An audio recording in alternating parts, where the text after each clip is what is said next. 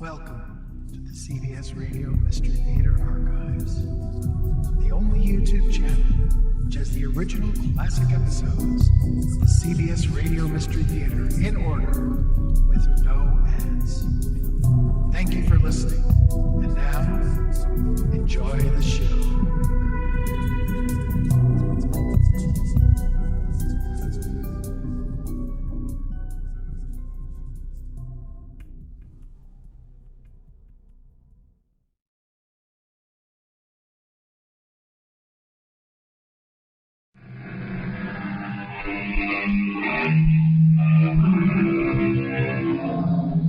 Come in. Welcome. I'm E.G. Marshall. Of all those in the animal kingdom, I'm superstitious enough to believe the cat, the most sinister and the most feared, especially if a black one crosses your path. The cat has been worshipped in the Orient and in ancient Egypt. The cat has been friend of mayors and witches and written about by Kipling, Poe, Gautier, and Baudelaire. What is it about the cat which is always loved when a kitten and sometimes hated when full grown? Our tale, then, is for both ailurophiles and ailurophobes, cat lovers and cat haters. You are Mr. Harvey from the Evening Bulletin Dispatch? Yeah, that's right. I'm Herman Flory. I work here at the morgue. You've come to look at one of our bodies? I have. A suicide murder case. What's that? A Latin inscription up there, say? Let conversation stop. Let laughter cease. This is the place where death delights in helping the living. The bodies are downstairs, Mr. Harvey. Follow me.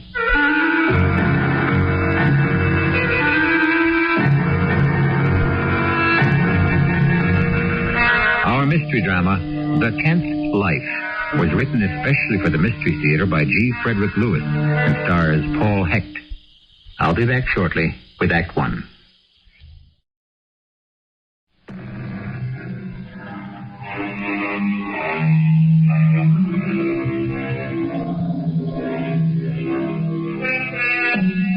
The dividing line between fiction, fantasy, and fact is often so thin, so tenuous, that it has occurred to me there may be none.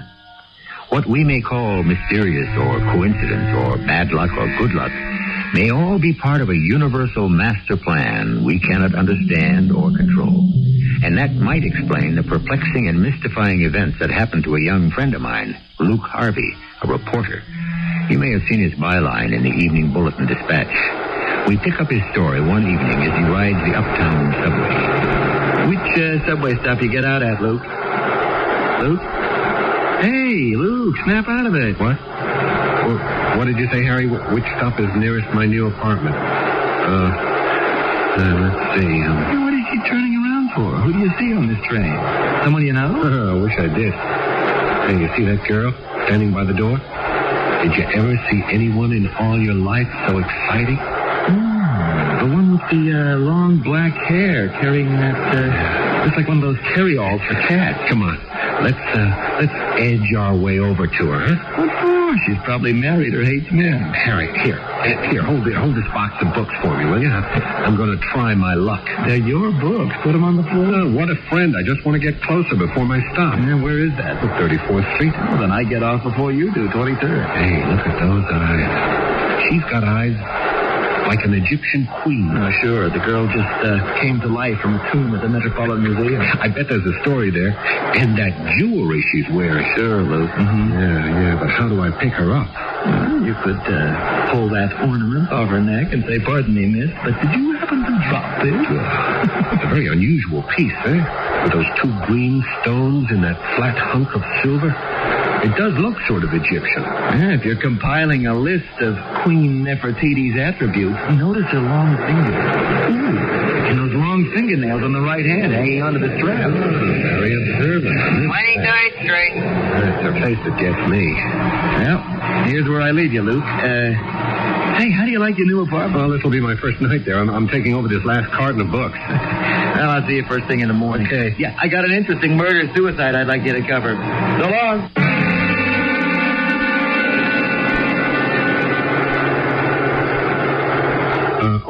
excuse me, miss. I couldn't help noticing that interesting piece of jewelry you're wearing. I think I've seen something very like it in Cairo, Cairo, Egypt. You have? Yeah, well, I wouldn't swear to it, but I'm pretty sure. Gee, I'm sorry. The heavy box of books.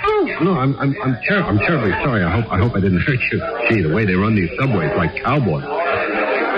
Oh, now all the lights are out. Don't worry, miss. There's nothing to be afraid of. It's nice of you to reassure me, but you needn't. I've taken trains and subways so many times, I know what can happen. Really? I would have said you're not a native. I'm not. But I've lived in cities before. Oh, sure, yeah. Hey, even in the dark, those stones in your necklace, they shine like eyes. That happened to be a cat you're carrying in that case? Ladies and gentlemen, there'll be a slight delay. There's an obstruction on the line, which we hope will be cleared up shortly, and we apologize. We got no power at the moment and regret the inconvenience. Oh, this is great. I'm a newspaper man. I think I ought to do a series on how the city dweller is getting ripped off. My name's Harvey, Luke Harvey. It's kind of crazy introducing yourself as someone you can't see. Oh, there we go. Lights back on again. Miss? Miss? She's gone.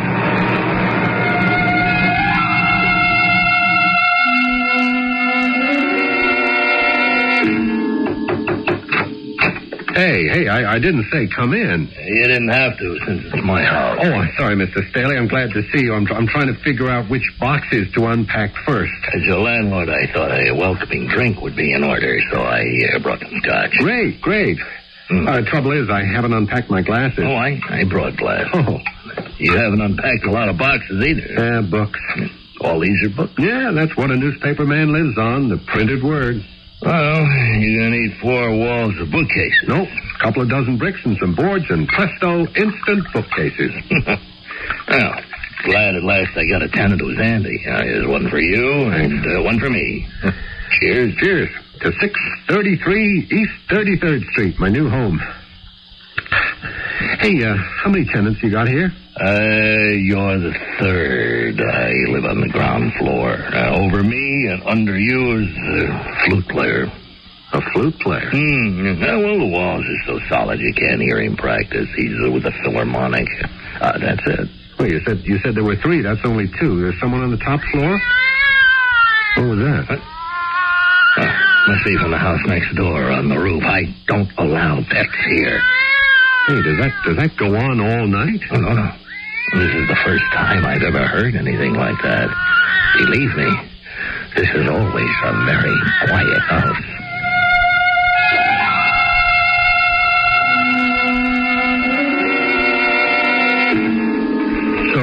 So then, Harry, my landlord, this guy Staley, gets up and goes, and I'm trying to put a few things away in my closet, and meow, there it is again. The sound of the cat. Yeah, but this time, I swear to you, the beast is right outside my door. So I open it real fast. Nothing.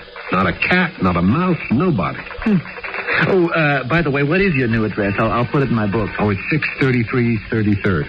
633 33rd. Hey, that beats all the coincidences. The story I want you to cover starts there. Where I live? Yeah, 633 33rd. It was the scene of either a suicide or a murder 5 days ago. Now, somebody, maybe a tenant, was either pushed, jumped, or fell from the 3rd story into the backyard. That's the floor over me. You know who else lived there? Well, some flute player with a philharmonic, me, and a 3rd tenant Staley never got around to telling me about. It's your story. Check the precinct house, what they've got, then the morgue. Let me know what you come up with. Hey, you're not expecting me to solve a crime, are you? No. Just give me the who, what, where, when, and why, then write it up for the Sunday section. What's the name of the victim? If anybody knows, they haven't told the police. You want pictures? If it's good enough, I'll have Ned Brody do some artwork. This ought to be a cinch for you. Why me? I never covered a corpse story. The morgue is on 1st Avenue and 30th. You can be home in 2 minutes.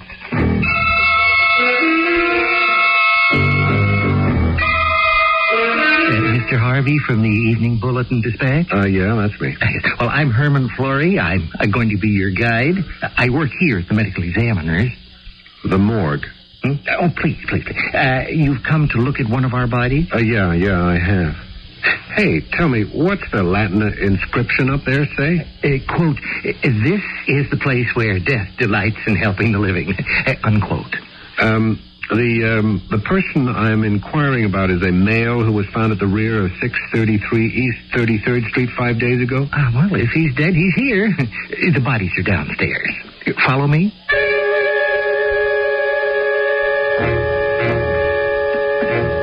This, Mr. Harvey, is the body storage room. It's pretty gruesome kind of work, isn't it? Well, there are compensations, good hours, and, of course, the main advantage is nobody can talk back to you. Now, you want 633 West 33rd? No, East 33rd. Right. Yes. Mail 5 days ago. That would be, yes, number 97. Hey, a young guy. Is that the way his face looked when he was brought in, Mr. Flory? It's covered in deep scratches.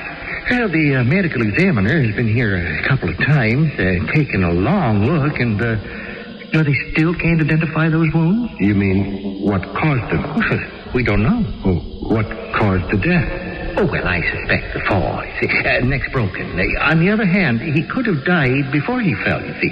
There are unusual lacerations, and I've seen some humdingers around here. Yeah, well, thanks. You can slide him back now. I've seen enough.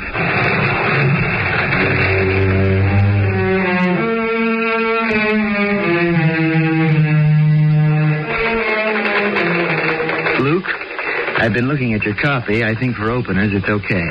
The morgue, the bodies, your stuff on Mr. 633. I'll get the medical examiner in a day or two. Yeah, but even so, where's the rest of the story? I haven't finished it yet, Harry. Luke, you haven't begun. I thought you didn't want me to play detective. Well, I don't care what you play. You've started a beginning. Now give me a middle and an end.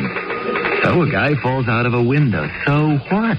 I want you to find out the so what. How about checking the precinct? Well, don't ask me for permission. Ask the police. What do they know? Were all the tenants questioned about Mr. 633? Who knew him? Did he live there? Was he a visitor? Did he fall off the roof? Well, a lot depends on what the medical examiner says made those deep scratches. From the way you describe him, he didn't make them shading. Now, where are you going from here? Well, I have a date with my landlord, Mr. Staley. After all, I pay rent at number 633. I got a right to know. You might go up to your roof and have a look around. Maybe you'll turn up something. Oh, and Luke, when you're up there, don't stand too close to the edge.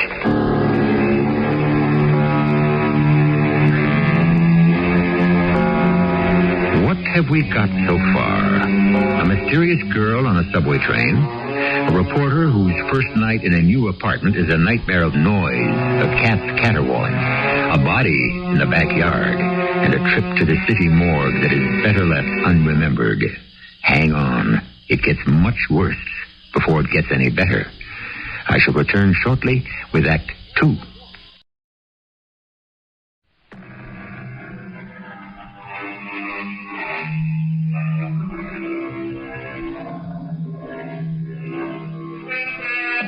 If you haven't realized it by now, let me assure you, this story, The 10th Life, has something to do with cats, reputed to enjoy 9 lives. They are an ancient breed, and as ancient carvings tell us, go back to Egypt's first dynasty, a good 5,000 years ago. But let us return to the present, and reporter Luke Harvey pressing the bell marked Staley, landlord, in his brownstone house. Yes. Oh, Mr. Harvey, anything I can do? Oh, Mr. Staley, can I come in for a minute? By all means. Oh, thanks. Mr. Staley, my assignment is a feature story about a man, an unidentified man who fell to his death from this house. Well, I am not so sure he did, no. I'll tell you what I told the police. I never saw that man before. He never lived here at 633. Oh. Is there any idea how he could have ended up in your yard? I'll tell you what I told the police. Go ask the people who live on 34th Street, the houses that back onto this one. They overlook our yard. He might have fallen from there. So you don't know him, you never saw him, and nobody here knew him either. That's right. Anything else? Yeah, well, those cats. You know, they woke me up in the middle of the night making a terrible racket. I mean, if this keeps up, how will I get any sleep? Did you say cats? Yeah, you heard them yourself when you were in my room. I told you probably some animals loose in the neighborhood. It was right outside my door at 4 in the morning. Not only yowling, but scratching to get in. You must have been dreaming. It's not possible. I am very strict about having pets in this house. Okay, Mr. Stanley, you come up and look at my door. When I went to work this morning, there were marks right down to the wood. That's funny. The painters didn't say anything about that. What painters? Well, I had your hall and door painted this morning. It was long overdue. So you just be careful when you go up there.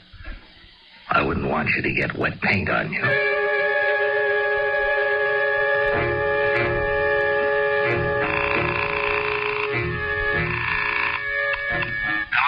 Hello? Harry, this is Luke. Oh, I'm glad you called while the commercials are on. What's up? Make it fast. I'm watching a night game in Cleveland. Harry, I've talked to the landlord, and I think something fishy is going on here. So? And it might even be dangerous for me. Yeah? Look, Harry, would you hustle those 8 blocks from your place to mine and come on over? When? The sooner the better. I'd like to talk to you, but not on the phone. Hey, you're asking a heck of a lot. I'm watching a game. This could be a very big story, but I'd like to be around to write it. Luke, you been threatened? Not yet. Okay, just keep your door locked till I get there. That's the problem, Harry. The lock has been removed. I tell you, Harry, they were there. Right along the bottom panel of this door. Deep scratch marks. And right on the other side of the door was this cat yowling? Yeah, but those scratches, sure, you can't see them now. They've been filled in and painted over. They were like made by a leopard. Come on, let's go inside my room. I'll shut the door. You know, I don't hear the same story twice, and I don't like the way Staley looks at me. That's why I called you. First, he denies there's a cat in the building, and then he has my door painted over so no marks show. And about those scratches, I had another thought. Suppose we could prove the scratches on my door were made by the same instrument as the scratches on Mr. 633's face. Well, you said it was a cat. Yeah, well, maybe I was wrong. I didn't see it.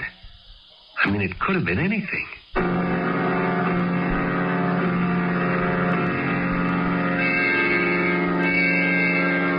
Ooh, look at the time. It's midnight.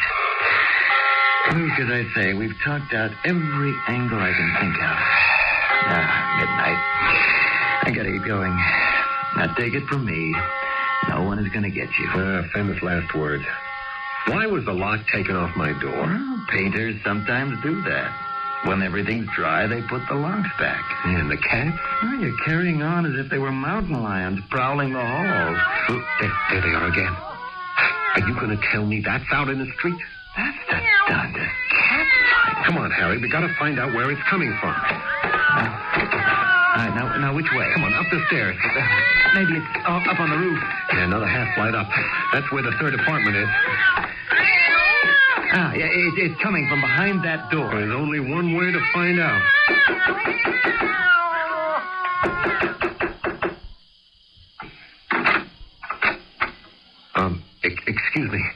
Excuse me, Mrs.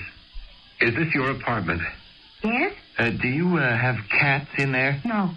Cats? Didn't you hear them? No. You didn't hear the sound of cats just now? No, I didn't. Look, I live downstairs. My name is Luke Harvey. I'm sorry, I can't help you. Come on, Luke. We're wasting our time. Good night, miss. I'm sorry to have knocked on your door so late. I don't mind. What did you say your name was? Harvey. Luke Harvey. I'm down on the second floor underneath you. This is a friend of mine, Harry Shorten. He heard the cats, too. I wish I could be of assistance, Mr. Harvey. But unfortunately, it is not possible. There is nothing I can do.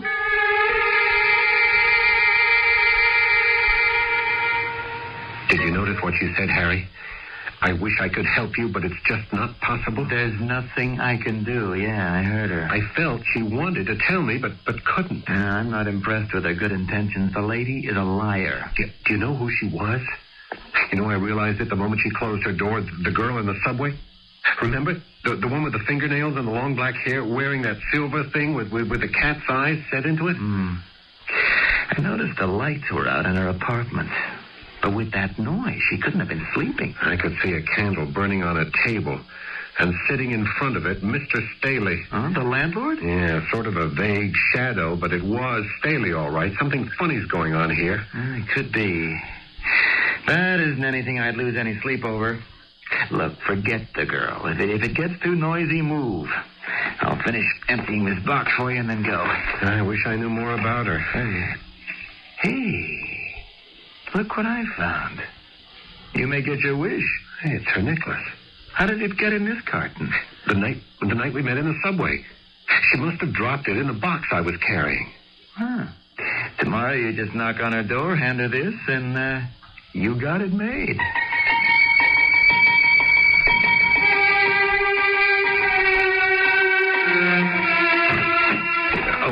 Excuse me. Good morning. May I ask what you're doing on the floor in front of my door? Actually, I was pushing this note under the... I didn't know you went out this early in the morning. A note for me? Well, I guess I might as well give it to you now. Here. It's about your necklace. You found it? Where? Well, when we first met in the subway, it must have dropped into the box I was carrying. We met before? Yeah, there was a blackout in the subway. And then last night when I knocked on your door about the cats. There are no cats. Yeah, I know. That's what you said. Anyway, I've got the necklace, and if you wait here, I'll go and get it. Now, don't go away now.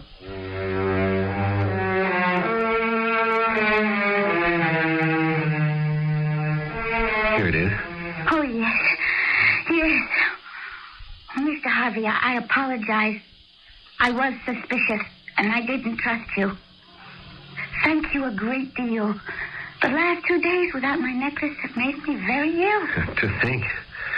I mean, imagine finding out we're living in the same house. You know, when I first saw you, I wanted to know you, but the odds in a city this size is pure luck, pure chance. Or much more than that. Would you mind very much fastening the necklace around my neck? It's always a bit hard for me. I can't think when I had to do it last. Well, there's nothing wrong with this clasp. Why it came undone and fell in my box of books is a mystery to me. Or a sign. I'm feeling better already. The last 2 days. You see, my soul is tied up in that necklace. Do you understand? Not really, but I can learn. You know something? We've never been introduced. You know my name. Mine is Karima. Karima? It's Egyptian. Huh. Interesting. Does it mean anything? The word? Yeah. For instance, my name is Luke. Luke means bringer of knowledge. It sort of fits, you know. Does Karima have some special meaning in your language? Yes. It means deathless. Harry, can I see you a moment? Just a man. What's happened to that story? You'll never believe it. When I was out yesterday, the police came along and took my door off its hinges and left me a new door instead. I know it's a new door. Did you ask your landlord? No, he's gone away. Nobody in the house knows where he is. Well, how do you know it was the police? Well, they left his card. Luke, to get back to my question, what is happening to your story on the man with the scratched face, Mr. 633? I'm at a dead end, Harry. I mean, I can't get anywhere with it. But besides, what good is the story? A man's been killed and no one knows who he is. There are hundreds of unknown victims in this city every year, picked up off the street, fished out of the river. So, is it okay? Am I off the story? Sure you are. You have been for the last 2 weeks. Or didn't you realize that you've had other assignments? You mean somebody else is still on it? Yes, very much so. Who? Me. I'm the one who tipped the police to remove your door and take it to the lab. Why, Harry? Well, you told me there were deep scratches on it which got painted over. I thought the police ought to check on that. Oh, you didn't believe me, eh? I mean, why would I lie about that? You didn't lie. You told the truth. It was interesting what you said about those scratches, and the police agree. If they're similar to those on Mr. 633's face, then that's an important lead. Well, what do you think? They'll find those lacerations are made by the same claws. That girl, isn't it? That Egyptian girl with the cats and the long hair and the long nails. There aren't any cats. She said. Are you saying somehow she's involved? Could be. What do you know about her? Not much yet, but I'm trying to find out. You are so wrong. Karima had nothing to do with anybody's death or anything else. Oh? Are you speaking from knowledge or faith? Harry, I know it sounds wacky. But 3 weeks ago, I didn't know she existed. Are you sure she does? Oh, yeah. Yeah, she is. We've seen a great deal of each other. And last night, I asked Karima to marry me. We're getting our blood tests and the license, and we're getting married Monday. It's safe to say that Editor Harry thinks reporter Luke has misplaced his marbles. Is it love? Or some ancient spell the lady has cast upon him? Ladies are known to do that. Love is a powerful drug, they say. It can open your eyes or blind you. Friend Harry may be afraid Luke might come to one morning and find himself not as wide awake as he ought to be. He might even wake up and discover himself dead. I shall return shortly with Act 3.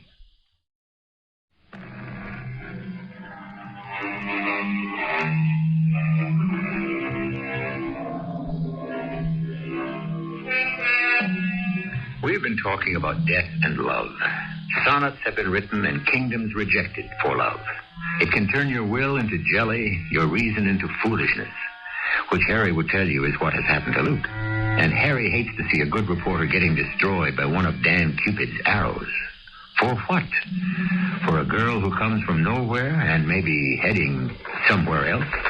Luke, have you thought this through? What do you know about it?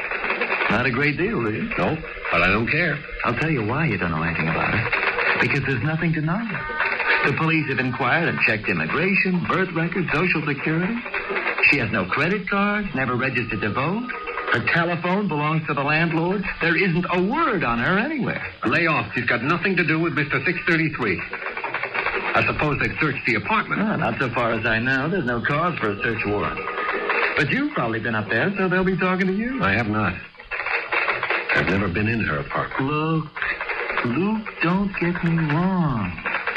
I'm glad you think she's a girl for you, but I also believe that you suspect something is not quite right, which is why you've been dragging your feet on that story. I want you to know, though, the case is not closed, and it won't be closed until I stop being suspicious.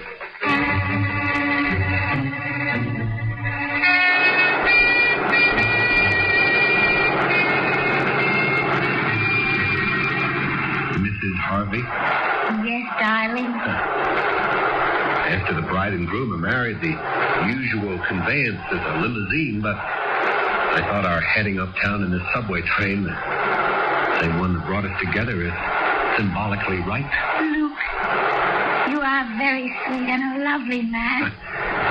Hey, you gave that marriage license clerk a very hard time. I didn't mean to. I mean, he had to erase the name of the town you were born in Egypt twice.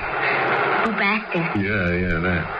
And when he asked for your age, I mean, you are obviously 10 years younger than I am. I'm 30, and I mean, you give him this routine. All he wants is numbers. A routine? Yeah, well, the bit about I'm as young as tomorrow and as old as time. I love you, Luke. I love you too, Karima. Do you think we married too hastily? What? 22 days since we last rode this subway hasty? First thing we do is tell old Staley we don't need 2 apartments. I'll go up and help you bring your stuff down. Of course, maybe yours is larger. You'll see for yourself, darling. I want to know everything about you. I won't keep any secrets. Today is the end of all that. I give you my word. Hey, you sound so serious. Don't scare me.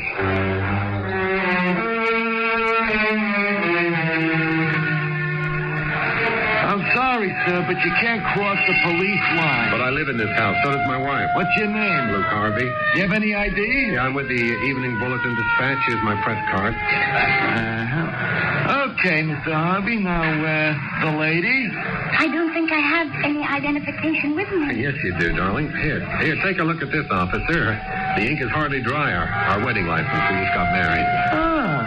Congratulations, Mr. and Mrs. Harvey. Sorry about all this. Well, what happened? Oh, they're bringing somebody around from the back of his house. Been lying in the yard. Somebody called us. Will everybody step back, please, so the men can get through? They're carrying someone out on a stretcher. You know who it is, officer? Not yet. There's been no identification. Is it a man? Yes. Is he dead? Hey, you guys, will you hold the stretcher? This gentleman lives in the house. If you wouldn't mind taking a look, Mr. Harvey, you may be able to identify the body. Get something for your paper. Okay, thanks. Will one of you boys pull back the blanket? Okay. Thank you. Oh, no. Karima, don't look. What happened to his face? Multiple lacerations. Do you know this man? Yeah. Who is it? Mr. Staley, our landlord. No! The lady's fainted.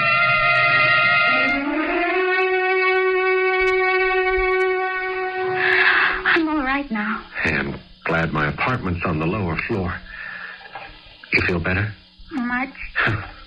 That was some welcome to a couple of newlyweds, huh? Why did he? Put it out of your mind, darling. Yes, I must. Luke, I want to go upstairs now to my apartment. Hey, there's no hurry. You sure you feel up to it? I want to go now. I have to go upstairs. Okay, we'll do it together.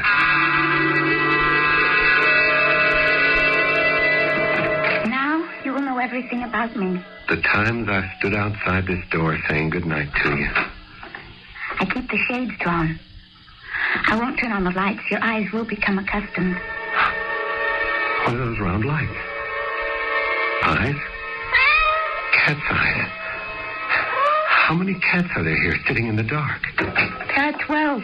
I thought you told me there were no cats here. I thought you knew anyway. How could I?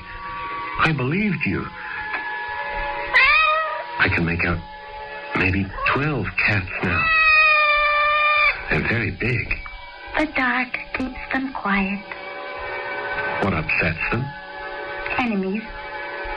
What do you do? The enemies are taken care of. I'm responsible. Presently I shall light one candle and introduce you. They love the single light of a fire. They remember the temple. Temple? They will like you. You've nothing to fear from them. Yes, my pretty. You will like my husband, won't you? Why did you have to pretend there were no cats here? Couldn't you trust me? I do now. But I didn't wish Mr. Staley to know. Karima, how can you say that? Staley knew you had cats. I saw him sitting right there at that table, staring at a candle. Darling, it's not possible. His mortal self was never here, I swear to you. Karima, don't lie anymore. We had called up his black, foul shadow. It was that you saw. I don't know. Maybe I've made the most terrible mistake of my life. Husband, don't go now. You can't leave before I have told you everything. I don't want to hear any more lies. I will not speak of this again if you go now. Karima, open this door. I'll kick it down. Great sun god Ra, great cat, make him stay. Get away from me. Get away, all of you.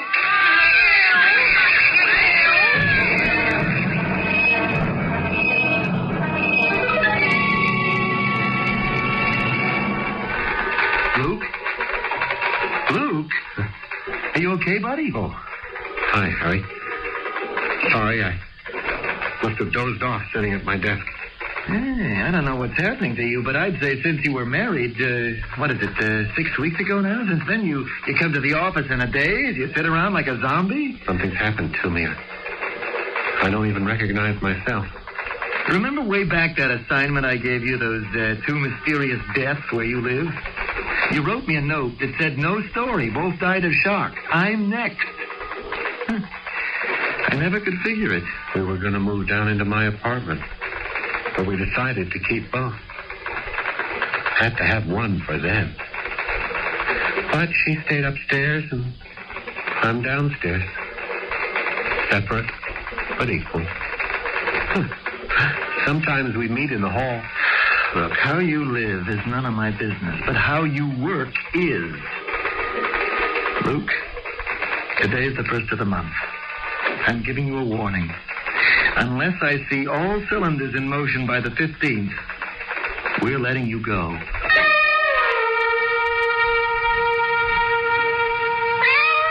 Don't you understand, Karima? It's the pink slip for me. And if Harry puts me on the unemployment line, it'll be a long time before I get another news job. Not in this town. No one's looking for rejects. I'm so sorry. Yeah, and I don't even have you. Tell me only one thing. What did you have to do with the death of those two men? They profaned. They had to die. I was merely the instrument. Oh, I'm sorry. I just can't go along with all that ancient double talk. Let me tell you what I think. It's these cats. I believe their influence on you is harmful.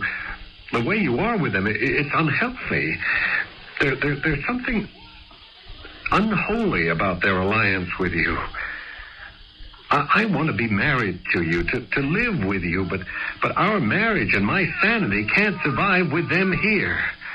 Now, if you wish me to be your husband, then they must go. How can I? I beg you, get rid of them. I don't care how. A home, a shelter, a zoo. They're fine cats, and then just you and I alone, we can make a start together. No. Stop. You are not to touch him. Never.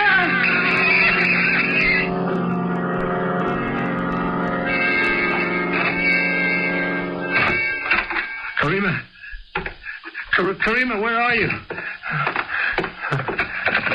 They're gone. The place is empty. She's done it. Oh, God. Harry? Yes, Luke. Harry, I'm sorry to call you so late, but it's important. Oh, boy, it better be. It's almost midnight. Harry, I've been walking the streets. I've been afraid to go home. Harry, I think everything's going to be all right. Back to normal. Glad to hear it. Yeah, I'm in the upstairs apartment now, and everything's fine. Luke, why did you call me? Well, I wanted you to know everything's going to be all right now because they're gone. I see. No, I don't think you do, Harry. You see, my wife, she used to have a lot of pets. She's taken them away now, so it'll be okay. I'm standing here in the dark. You get so you can see in the dark, and I know it'll be okay. Hey, she just showed up. Karima, Harry, I'm hanging up now. Believe me, Harry, clear sailing ahead. If you say so. Good night, Luke. Good night, Harry. Hello, darling. Have you been home a long time? No. I knew it was you. Even before I saw your face, I could see the reflection of your silver necklace. Will you light a candle for me, please? Sure. Can you see my note? A note? For me? Here, by the telephone. I'll read it to you. Darling, I'm taking the cats away. I pray it's not the end of everything, but I love you. Whatever happens, I shall always love you. Oh, everything's going to be better. I know it, sweetheart. What time is it? Huh? 9 minutes before midnight. I've got to hurry. Luke, I want you to listen and try to understand. I am Karima, the daughter of Bast, the goddess of cats, the handmaiden of the great sun god Ra, who called himself the Great Cat. In our land, cats have been worshipped from Thebes to the Nile Delta.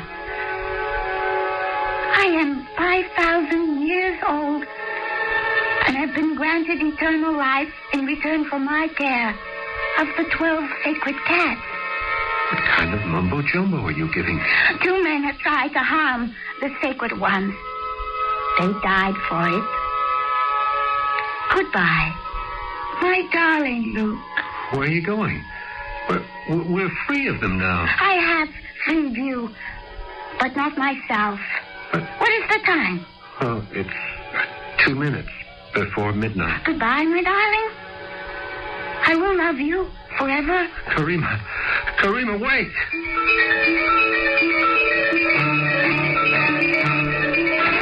Karima, where are you? Karima! Luke? Harry, what are you doing here? Well, your phone call made me nervous. I thought I'd better come over. Did you see Karima go out the front door? No? How long have you been standing in front of the house? Oh, a couple of minutes. I was trying to decide how to get in without waking everybody. You've been right here, and you didn't see her come out of this door. I can't believe it. I can't believe that she could disappear like that. Oh, now there's an affectionate cat. She acts like she knows you. Oh, Lord in heaven, no. Boy, she is a real beauty. Probably valuable when you look at her collar of silver and... Hey, Luke, she's really taken with you.